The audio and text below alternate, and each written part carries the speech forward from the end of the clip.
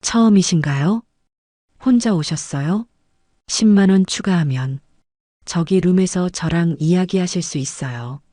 아니에요. 일행 있습니다. 아, 그럼 한 명 더 불러드릴까요?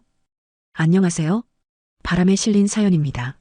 구독과 좋아요, 알람 설정은 큰 힘이 됩니다. 67세에 처음 가본 성남의 다방촌에 있는 뉴서울 다방이었어요. 친구놈이 불러서 간 곳인데 둘이 왔다고 하니 한 명을 더 불러준다니 당황했죠. 이곳은 뭐 하는 곳인지 또 저에게 어떤 일이 있었는지 들려드리려고 합니다. 저는 최진철이라고 해요. 용산 전자상가에서 40년을 일했습니다. 자영업이었죠. 평생 주말도 없이 명절도 없이 가게 문 열고 일만 했어요. 돈만 벌면 뭔가 해결될 줄 알았거든요. 그런데 이제 좀 살만해지니까 아내 순자가 세상을 떠났습니다. 유방암이었어요. 병원비로 집까지 팔 뻔했는데도 못 살렸어요. 그때까지도 저는 바보처럼 일만 했거든요. 순자가 떠나고 나니까 세상이 허무하더라고요. 40년을 결혼해서 살았는데 정작 함께 여행 한번 가보지 못했어요. 나중에 하면서 일만 했는데 그 나중이 안 왔거든요. 집이 무덤 같았습니다. 냉장고 돌아가는 소리만 웅웅거리고 벽시계 초침 소리가 이렇게 시끄러운 줄 몰랐어요. 매일 같은 컵라면 끓여 먹고 같은 시간에 잠자리에 들었습니다. 살아있는 건지 죽어있는 건지 구분이 안 되더라고요. 그런데 친구 철수가 갑자기 전화를 했어요. 야, 진철아. 너 요즘 귀신 되어가고 있다더라. 나와 맥주 한잔 하자. 처음엔 귀찮았죠. 사람 얼굴 보는 것도 싫고 말하는 것도 귀찮았거든요. 어디로 나가라는 거야? 성남이다. 괜찮은 데가 있어. 분위기 좋고 말이야. 성남이라니 용산에서 얼마나 먼데요. 그냥 편의점 도시락이나 사 먹고 텔레비전이나 볼까 했는데 왜 그날은 나갔을까요? 지금 생각해보니 운명이었나 봅니다. 전철을 타고 성남까지 가는 동안 창밖을 봤어요. 가을이었거든요. 단풍이 막 들기 시작한 나무들이 스쳐 지나가더라고요. 그때 문득 생각이 났어요. 순자랑 단풍 구경을 한 번도 가보지 못했구나. 성남역에서 내려서 철수를 만났는데 이상하게 웃으면서 따라와 하더라고요. 가는 길에 진철아, 너 너무 우울하게 살지 마. 인생이 얼마나 남았다고 그래. 그래서 도착한 곳이 그 뉴서울 다방이었어요. 간판부터 심상치 않더라고요. 이게 뭐 하는 곳이야? 했더니 철수가 그냥 들어가 봐 하는 거예요. 문을 열고 들어가니까 여자분이 나와서 그런 말을 하더라고요. 어서 오세요? 혼자 오셨어요? 저는 완전히 당황했습니다. 이런 곳에 와본 적이 없거든요. 아직도 이런 거리가 있을까 싶었어요. 홀에는 여러 테이블이 있었고 각 테이블마다 여자분들이 앉아 있더라고요. 나이도 다양했어요. 20대부터 50대까지. 그런데 그 중에서 유독 눈에 들어오는 분이 있었습니다. 구석 테이블에 혼자 앉아 있는 여자분이었어요. 나이는 50 중반쯤 되어 보였고 표정이 차가우면서도 뭔가 안쓰러워 보였어요. 그런데 그분의 신발이 제일 먼저 눈에 들어왔습니다. 검은색 운동화였는데 뒤꿈치가 완전히 닳아서 비스듬히 기울어져 있더라고요. 걸을 때마다 딱딱 소리가 났어요. 우리 순자도 그랬거든요. 신발 한 켤레를 다 떨어질 때까지 신고 다녔죠. 철수가 그 테이블로 안내했습니다. 선미야, 안녕. 철수가 친근하게 인사하더라고요. 그제서야 알았어요. 이미 알고 있는 사이였구나. 안녕하세요. 선미가 일어나서 인사했는데 말투가 조선족이더라고요. 그리고 저를 경계하는 눈빛으로 봤어요. 또 이상한 사람 아닌가 하는 표정이었거든요. 철수가 맥주를 시켰어요. 이분은 내 친구 진철이야. 좋은 사람이니까 걱정 마. 그러면서 저한테 윙크를 하더라고요. 선미가 맥주를 따라주면서 조심스럽게 말했어요. 어디서 오셨어요? 용산에서 왔어요. 전자상가에서 일했고요. 제가 그랬더니 고개만 끄덕이고 말이 없더라고요. 그런데 선미가 일어서서 다른 테이블로 가는데 그 신발 소리가 너무 신경 쓰였어요. 딱딱, 딱딱. 마치 순자가 걷는 소리 같았거든요. 가슴이 뭉클해지더라고요. 저 여자 불쌍하지? 철수가 조용히 말했어요. 혼자 한국에 와서 고생하고 있어. 고향에 딸도 있고. 왜 혼자 왔어요? 남편이 사업 실패하고 도망갔대. 그래서 혼자 돈 벌러 왔다가 이런 일까지 하게 된 거야. 철수 말을 들으니까 더 안쓰러웠어요. 어떤 사연이 있어서 이런 곳까지 오게 됐을까 싶었거든요. 선미가 다시 돌아와서 앉았는데 제가 자꾸 신발을 쳐다보는 걸 눈치챘나 봐요. 발을 테이블 아래로 감추더라고요. 선미 씨, 제가 조심스럽게 불렀어요. 신발이 좀 불편해 보이네요. 선미가 깜짝 놀라면서 얼굴이 빨개졌어요. 괜찮습니다. 익숙해요. 그런데 그 순간 제 입에서 이런 말이 나왔어요. 신발 하나 사드릴까요? 선미가 눈을 동그랗게 떴어요. 왜 그러세요? 뭘 원하세요? 목소리가 떨리면서 벌벌 떨더라고요. 세상에는 공짜가 없어요. 뭘 원하시는 거예요? 그 모습이 너무 안쓰러웠어요. 얼마나 많은 상처를 받았으면 저렇게 경계를 할까 싶었거든요. 아무것도 안 바라요. 그냥 제가 사드리고 싶어서요. 정말 그랬어요. 이유를 모르겠더라고요. 그냥 마음이 그랬어요. 철수가 금방 핑계를 대고 자리를 떴어요. 나는 볼 일이 있다며 먼저 가버리더라고요. 지금 생각해보니까 일부러 저희 둘만 남겨둔 것 같아요. 선미와 둘이서 마주 앉으니까 어색했습니다. 선미는 계속 저를 의심하는 눈빛으로 봤어요. 이 사람이 정말 아무것도 바라지 않을까? 하는 표정이었거든요.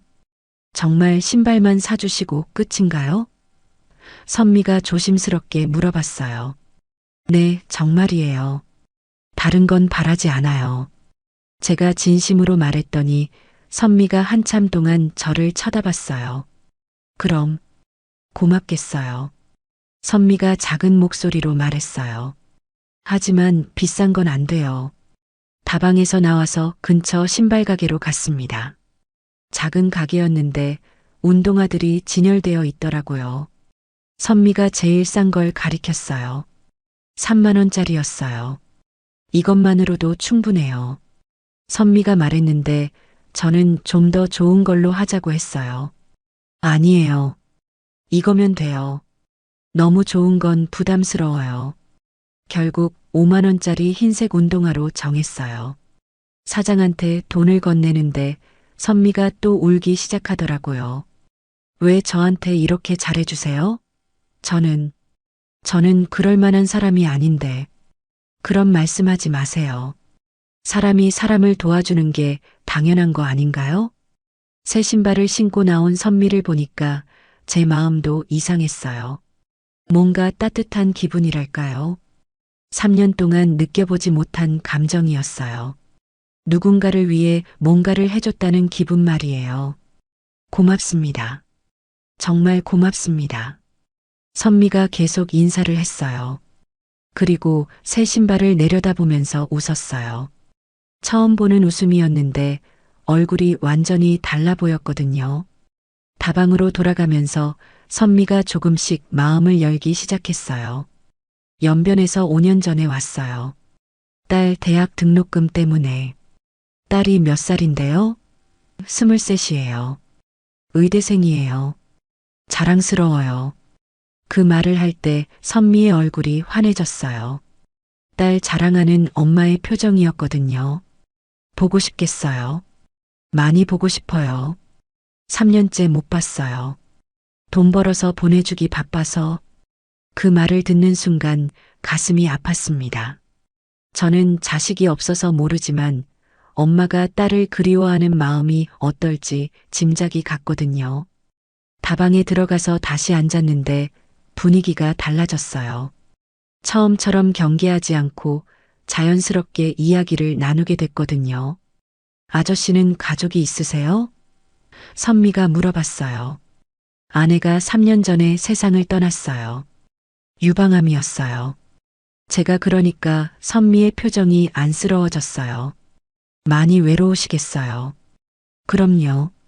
말동무도 없고 혼자 밥 먹고 혼자 텔레비전 보고 저도 그래요. 선미가 말했어요. 외로움이 뭔지 너무 잘 알아요. 하지만 익숙해져요. 외로움에 익숙해지면 별로 안 아파요. 그 말이 가슴에 콕 박혔어요. 저도 마찬가지였거든요. 외로움에 익숙해져서 그게 당연한 줄 알고 살았던 거예요. 그런데 갑자기 옆 테이블에서 소동이 일어났어요. 술 취한 남자가 와서 다른 여자분한테 막말을 하고 있었거든요. 야, 조선족년들아. 돈이나 제대로 벌어. 그 남자가 소리를 지르면서 여자분의 팔을 잡아당기더라고요. 그 모습을 보는 순간 혈압이 올라갔어요. 저도 모르게 일어섰습니다. 뭘 하는 겁니까? 늙은이가 뭔 상관이야. 그 남자가 저한테도 욕을 하더라고요. 술 냄새가 진동했어요. 다방 주인이 나와서 말렸지만 그 남자는 계속 행패를 부렸어요. 그리고 이번엔 선미한테 다가가더라고요. 너도 마찬가지야. 조선족 주제에 뭘 그렇게 점잖은 척해. 그러면서 선미의 어깨를 밀쳤어요. 그때 저는 참을 수가 없었어요. 손 떼세요. 제가 그 남자한테 다가가서 소리쳤어요. 왜 이런 식으로 하는 겁니까? 이 늙은이가 진짜. 그 남자가 저를 밀치려고 했는데 제가 피하면서 선미의 손을 잡았어요. 선미 씨 나가요. 여기 있을 필요 없어요. 대책 없는 행동이었어요. 저도 당황했거든요. 그런데 선미가 무서워서 떨고 있는 모습을 보니까 그냥 참을 수가 없었어요. 다방 밖으로 나오니까 선미가 울고 있더라고요. 왜 그랬어요? 이제 어떻게 해요? 미안해요. 그냥 화가 나서 그랬어요. 정말 미안했어요. 선미는 여기서 일해야 하는데 저 때문에 문제가 생긴 거잖아요. 이제 들어갈 수도 없어요. 주인이 화낼 거예요. 선미가 걱정스럽게 말했어요. 그럼 다른 일을 찾아요. 제가 도와드릴게요. 제가 그렇게 말했더니 선미가 고개를 저었어요. 아저씨는 몰라요. 조선족이 일자리 구하는 게 얼마나 어려운지. 그리고 저는 빚도 있고 그때 처음 들었어요. 선미한테 빚이 있다는 걸. 빚이요? 500만 원이에요. 다방에서 미리 받은 거예요. 이걸 갚기 전에는 그만둘 수 없어요. 그 순간 결심했어요. 그럼 우선 제 집에서 며칠 있으면서 일자리를 찾아요. 같이 돕기로 해요. 선미가 깜짝 놀란 표정을 했어요. 그럴 수 없어요. 아저씨한테 패 끼칠 수 없어요. 패가 아니에요. 제가 혼자 살아서 외로웠거든요. 선미 씨가 있어주면 저도 좋아요. 그날 선미를 제 집으로 데려왔어요. 가방 하나가 전부였어요. 옷가지도 별로 없고 화장품도 거의 없더라고요. 임시로만 있을게요. 빨리 다른 곳 찾을게요. 선미가 미안해하면서 말했어요. 천천히 하세요. 급할 거 없어요. 제가 그렇게 말했지만 사실 저도 어떻게 해야 할지 모르겠더라고요. 처음 며칠은 어색했어요. 선미는 계속 눈치를 받고 저도 어떻게 행동해야 할지 몰랐거든요. 그런데 선미가 조금씩 집안일을 도와주기 시작했어요. 이렇게 살면 안 돼요.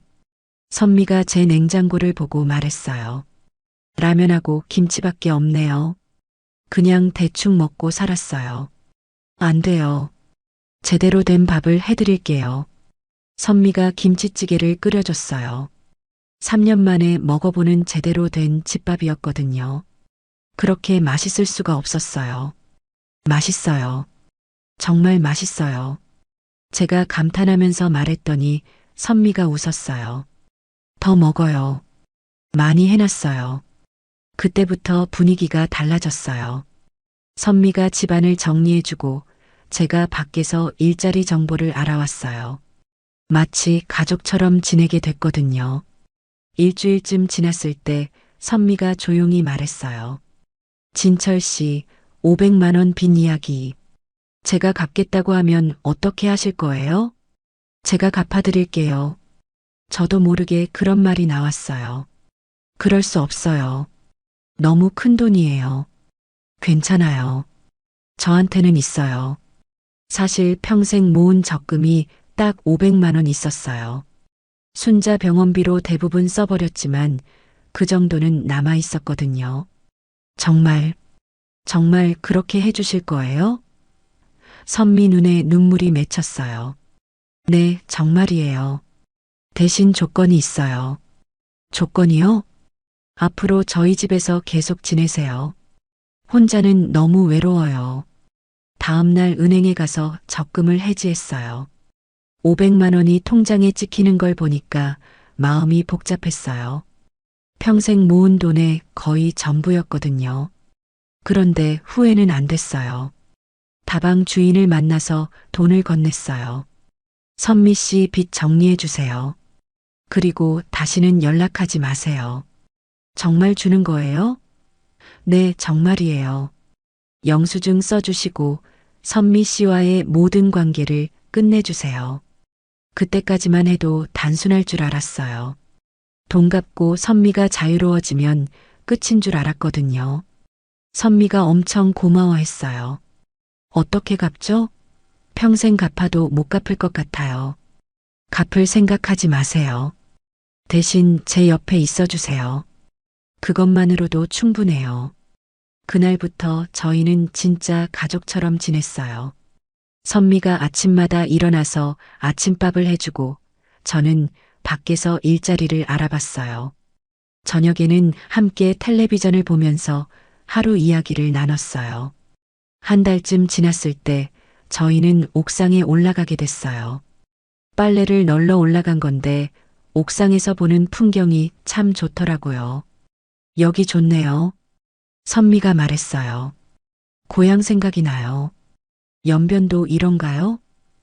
네, 산이 많아요. 이렇게 멀리 보이는 산들이.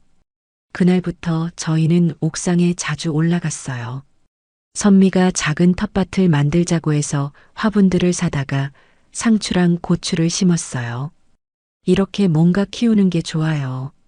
선미가 물을 주면서 말했어요. 살아있다는 느낌이 들어요. 저도 좋았어요. 오랫동안 잊고 있던 즐거움이었거든요. 뭔가를 기르고 가꾸고 성장하는 걸 지켜보는 기쁨 말이에요. 옥상 한쪽에는 작은 평상도 났어요. 선미가 중고로 하나 사다가 놓자고 했거든요. 저녁마다 그 평상에 앉아서 바람을 맞으며 이야기를 했어요.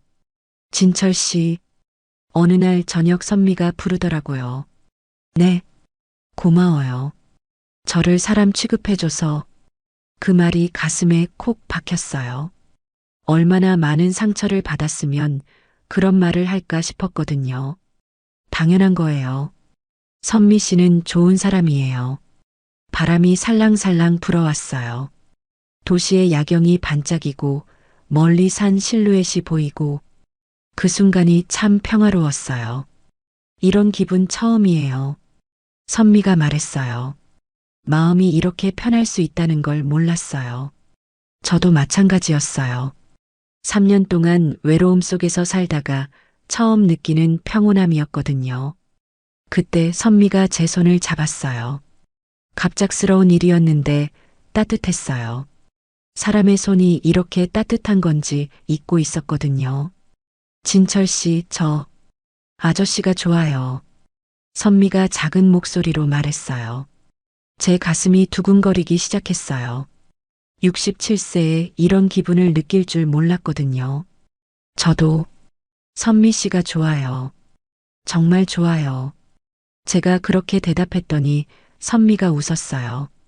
그리고 자연스럽게 입맞춤을 했어요. 얼마나 오랜만인지 모르겠더라고요. 순자 이후로 처음이었거든요. 그 순간 세상의 모든 걱정이 사라지는 것 같았어요. 외로움도 불안함도 미래에 대한 걱정도 다 잊어버렸어요. 그냥 선미와 제가 있을 뿐이었어요. 그런데 행복한 시간은 길지 않았어요. 2주 정도 지났을 때 갑자기 다방 주인이 찾아왔거든요. 저녁 먹고 있는데 현관문을 쾅쾅 두드리더라고요. 아, 선미야, 어디 숨어 있어? 목소리가 온 동네에 울려 퍼졌어요.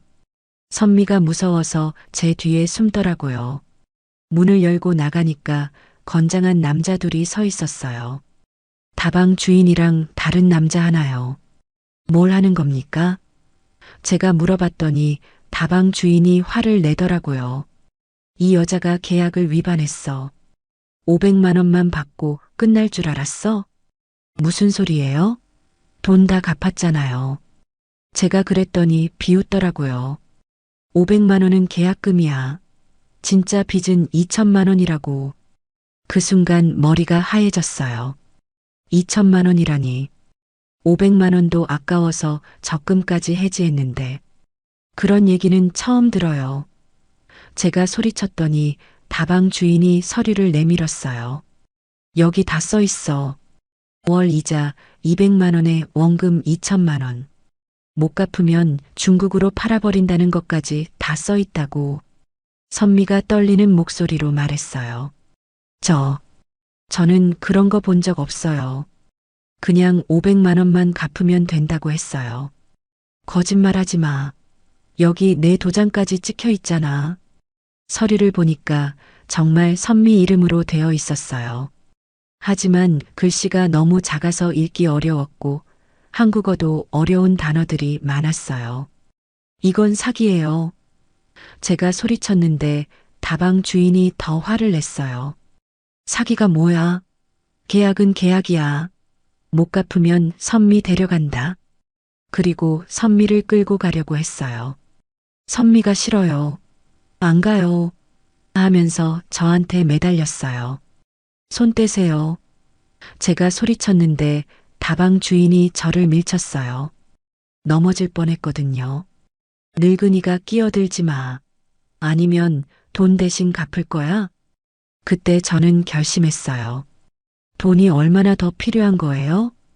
2천만 원이야. 한 푼도 깎아줄 수 없어. 2천만 원이라니. 제가 가진 돈으로는 절대 불가능한 금액이었어요. 그런데 선미가 끌려가는 걸 그냥 볼 수는 없었어요. 시간을 주세요. 돈을 마련해 볼게요. 언제까지? 한 달만 주세요. 다방 주인이 비웃었어요. 한 달? 좋아. 그런데 이자는 계속 붙는다. 하루에 10만 원씩? 그렇게 해서 한 달의 시간을 벌었어요. 하지만 2천만 원을 어떻게 마련할지 막막했어요. 그날 밤 선미와 진지한 대화를 했어요. 진철 씨, 저 때문에 이런 일이 생겨서 정말 미안해요. 선미 씨 잘못이 아니에요. 제가 성급했어요. 그래도 2천만 원은 너무 큰 돈이에요. 그냥 저 혼자 감당할게요. 무슨 소리예요? 저희가 함께 해결해야죠. 하지만 솔직히 방법이 없었어요. 2천만 원이면 집을 팔아야 하는 돈이었거든요. 며칠 동안 고민하다가 결국 은행에 갔어요. 집 담보대출을 받으려고요. 어르신, 이 나이에 이런 대출은 위험합니다. 은행원이 걱정스럽게 말했어요. 혹시 무슨 일이 있으신 건가요? 제가 선택한 일입니다. 더 이상 설명할 수 없었어요. 누가 들어도 말이 안 되는 일이었거든요. 다행히 집값이 올라서 2천만 원 대출은 가능했어요. 하지만 월 이자만 100만 원이 넘었어요. 연금으로는 감당할 수 없는 금액이었죠. 집에 돌아와서 선미한테 말했어요. 돈은 제가 마련했어요. 정말요? 어떻게요? 집 담보대출 받았어요. 선미가 깜짝 놀라더라고요. 안 돼요. 그러면 집을 잃을 수도 있어요. 괜찮아요. 어떻게든 갚을 거예요. 하지만 솔직히 어떻게 갚을지 막막했어요. 그런데 더 큰 문제가 생겼어요. 아들이 알게 된 거예요. 은행에서 연락이 갔나 봐요. 아버지, 정신 차리세요. 아들이 집으로 달려와서 소리쳤어요. 그 여자가 아버지를 이용하는 거예요. 그런 말 하지 마. 제가 화를 냈어요. 선미 씨는 그런 사람이 아니야. 2천만 원을 빌려주겠다고요? 아버지 나이가 몇 살인데. 내 인생은 내가 정해. 아들과 큰 싸움을 했어요. 결국 아버지가 그 여자를 더 중요하게 생각한다면 저는 더 이상 아들이 아니에요라고 하면서 나가버렸어요. 가족까지 잃을 뻔한 상황이었어요. 하지만 그래도 선미를 포기할 수는 없었어요. 며칠 후 드디어 다방 주인한테 돈을 가져갔어요. 2천만 원을 현금으로 가방에 넣어서요. 정말 준비했네? 다방 주인이 놀란 표정을 했어요. 그럼 이제 끝인 거죠?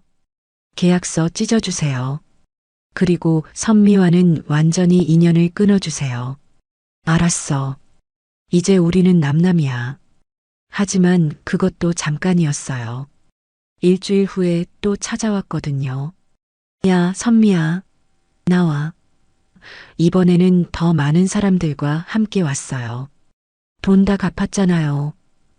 제가 소리쳤더니 비웃더라고요. 그건 원금이고 이자는 따로야. 지금까지 밀린 이자가 500만 원이야. 또 다른 돈을 요구하는 거였어요. 이때 깨달았어요. 이 사람들은 계속 돈을 요구할 거라는 걸. 이제 그만하세요. 경찰 부르겠어요. 제가 핸드폰을 들었더니 다방 주인이 웃었어요. 경찰? 좋아. 불러봐. 우리는 정당한 돈 받으러 온 거야. 하지만 저는 정말로 119에 신고했어요. 폭행 및 협박 신고합니다. 경찰이 왔을 때 다방 주인들은 당황했어요. 생각보다 일이 커진 거죠. 어르신, 무슨 일인가요? 경찰관이 물어봤어요. 저는 지금까지의 일을 차근차근 설명했어요. 사기성 계약, 협박, 폭력 시도까지 모든 걸 다 말했어요. 증거가 있나요? 네, 녹음한 게 있어요. 사실 선미가 미리 핸드폰으로 녹음하고 있었어요. 만약을 대비해서요. 경찰이 녹음 파일을 들어보니까 다방 주인들의 협박과 폭력 시도가 다 들어 있었어요.